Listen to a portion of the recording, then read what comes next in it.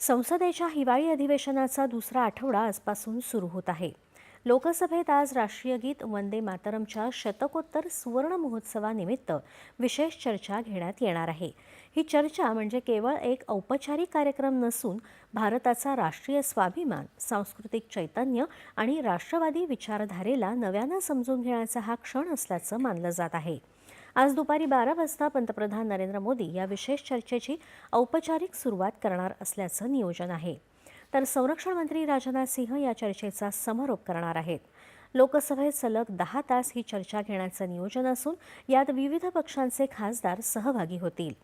या महत्त्वपूर्ण चर्चेत काँग्रेसचे गौरव गोगोई, प्रियांका गांधी वद्रा यांच्यासह 8 खासदार आपले विचार मांडणार आहेत.